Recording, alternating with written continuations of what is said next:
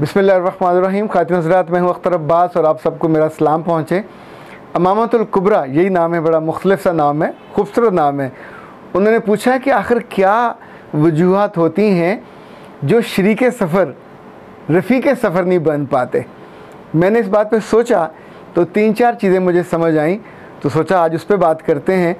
लेकिन उससे पहले 2-3 कमेंट्स आए हुए हैं हमारी पिछले क्लिप पे, जो मैंने गुजारिश की थी कि ईद के मौके पे अपनी बेटियों को और अपनी बहुओं को और अपनी बीवियों को ईदी ज़रूर देनी चाहिए।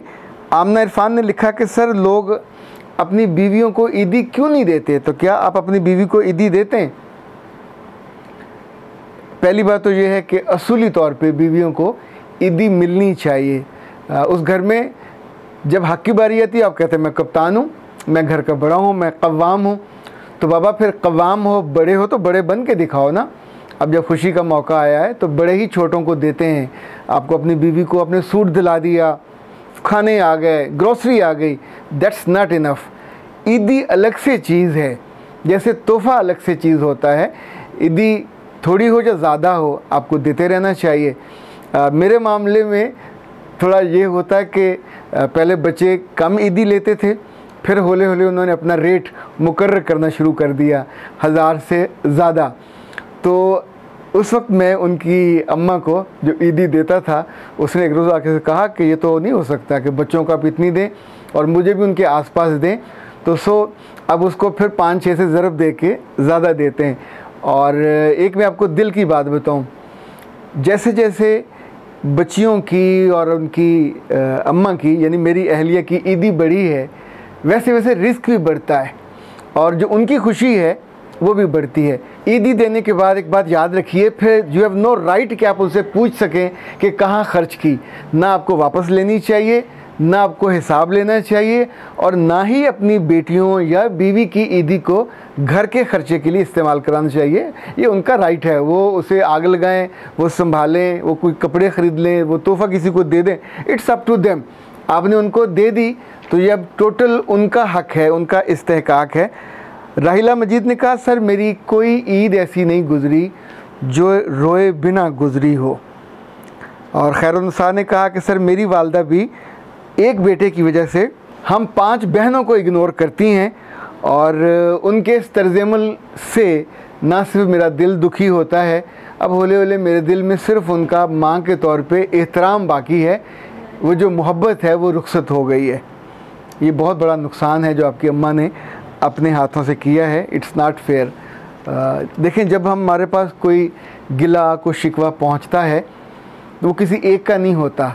उसका मतलब ये होता है कि जो चीज़ बुरी या अच्छी हमारे कानों में पड़े, उसके साथ ही हमारा तर्ज़-ए-अमल बदलना चाहिए। खातिन हज़रात, पिछले साल में जब कराची था तो एक मियाँ बीवी मिलने आए, बहुत अच्छा कपल था, नहीं देवर मेड फॉर ईच अदर वाला मामला था। एक उनका बच्चा था। अच्छा, जब गपशप उनसे हुई, वो मेरे होटल के कमरे में तशरीफ़ लाए थे, और फिर मैंने पूछा कि आपकी ज़िंदगी में जो रफ़ीक सफ़र बनने का एक खूबसूरत मुकाम होता है, संगे मील होता है, वो मिस है, इसकी क्या वजह? तो बीवी ने पहले अपने मियाँ को मुड़ के देखा, फिर उसने अपने आप को कंपोज़ किया। उसने कहा, सर सबसे बड़ी वजह जो मेरे दिल में इनकी जगह नहीं बन पाती वो ये है कि जब हम खाना खाने लगते हैं तो मैं खाना प्लेटों में लेके नहीं आती, क्योंकि हमारे घर में यही रिवाज था, तो मैं डूंगे में लेके आती हूँ। खाना में सर्व करने के बाद हम आमने सामने बैठते हैं, एंड उसी वक्त मेरे बेटे को मेरी ज़रूरत पड़ती है। वो चाहे वाशरूम जाना हो, चाहे उसने रोना हो, चाहे उसने दूध लेना हो, व्हाट्सएवर, आई डोंट नो ये आजमाइश है या क्या है, एंड उसी लम्हे उसे चीख मारनी होती है, मैं उसको अटेंड करने लग जाती हूँ। जब मैं वापस आती हूँ तो तब तक मेरा मियाँ उस पूरे डोंगे में से बोटियाँ चुन चुन कर खा चुका होता है, और सिर्फ खा नहीं चुका होता, अगर हड्डी वाली हो तो उसको बाकायदा चूस रहा होता है, और चूसने की और सुड़कने की आवाज़ें आ रही होती हैं। यानी इसके बस में हो तो जब तक हड्डी ख़त्म ना हो जाए ये उसको चूसता रहे। 2 चीज़ें हैं जो मुझे मेरे अंदर कराहत भी महसूस होती है। मैंने कभी कभी इनसे गुजारिश करती हूँ, लेकिन जो उसको माइंड करते हैं, सुनते नहीं हैं। पर वो जो मंज़र है ये मुश्किल है। हर दूसरे दिन का है। और मुझे तब लगता है कि इनके अंदर की जो खाने की भूख है या चीज़ों की जो मोहब्बत है वो मुझसे बहुत ज़्यादा है। मेरे दिल में तो ताल्लुक़ और वालिहानापन बन नहीं पाता।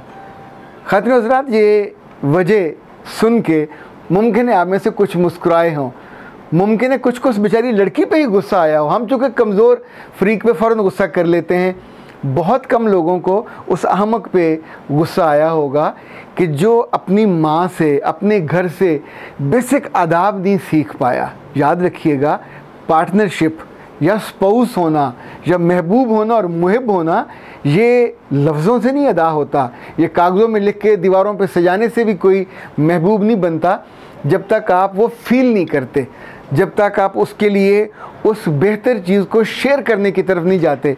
एक और कपल में, उनसे भी कोई इसी तरह का मामला था, तो तब मियाँ ने ये की थी शिकायत कि जब मैं कभी इसको लेके जाता हूँ चमन आइसक्रीम लाहौर में भी है, मरी में भी है, शायद मुमकिन है कराची में भी हो, बहुत उम्दा आइसक्रीम इनकी होती है, कई फ्लेवर होते हैं।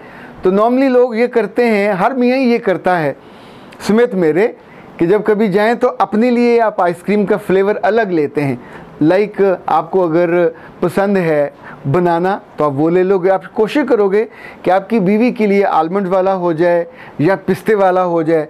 बच्चों के लिए आप कोशिश करोगे कि बिल्कुल ऑल टुगेदर डिफरेंट हो, किसी को चॉकलेट पसंद होता है और किसी को कोकोनट पसंद होता है। ये क्यों किया जाता है? इसलिए थोड़ी किया जाता है कि आप उनके रंग देखना चाहते हैं।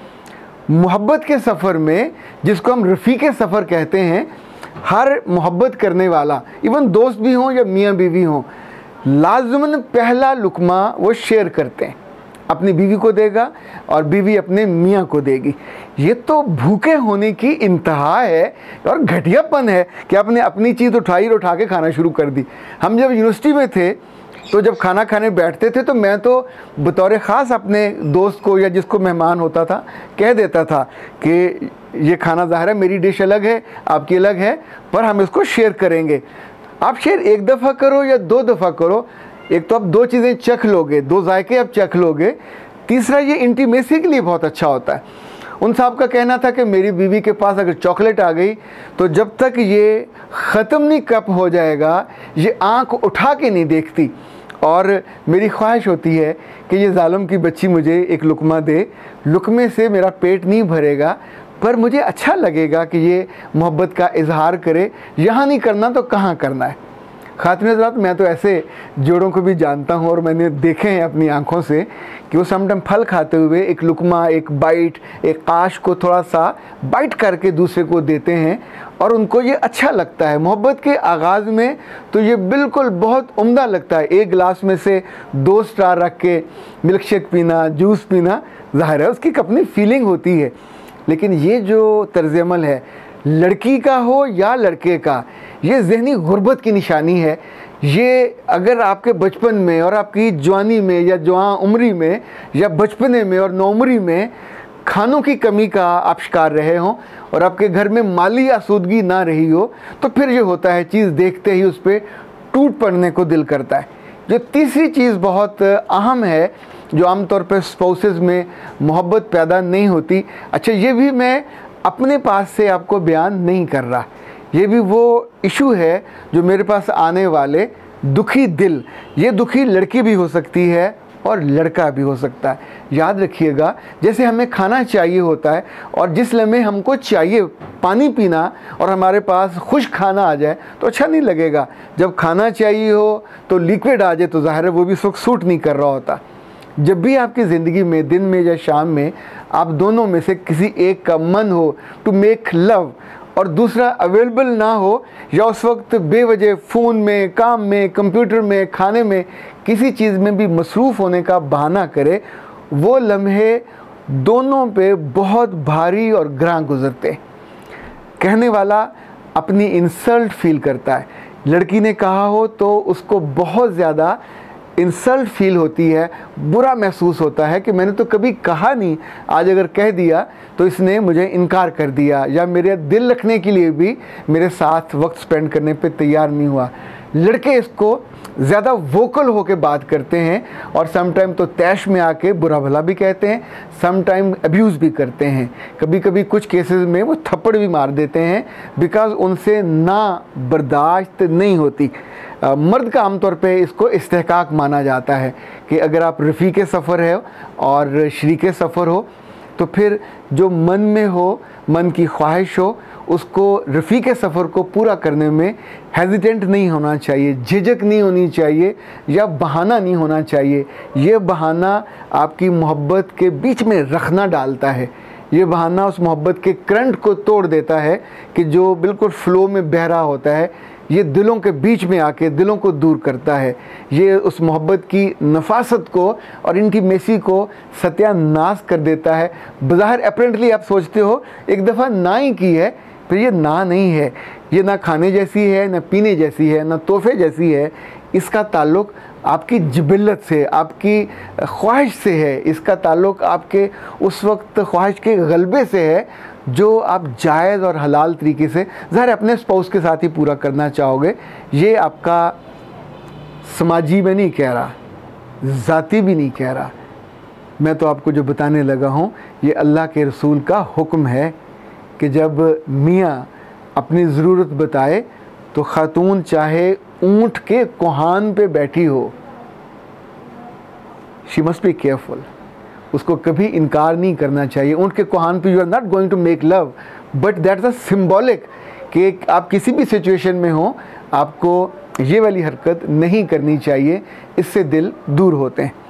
ख़ातिन हज़रात, वजूहात और भी बहुत सी हैं जो मोहब्बत के बीच में रखना डालती हैं और आपको रफ़ीक़े सफ़र और शरीके सफ़र बहुत अच्छा बनने नहीं देती। इस पर फिर किस रोज़ बात करेंगे।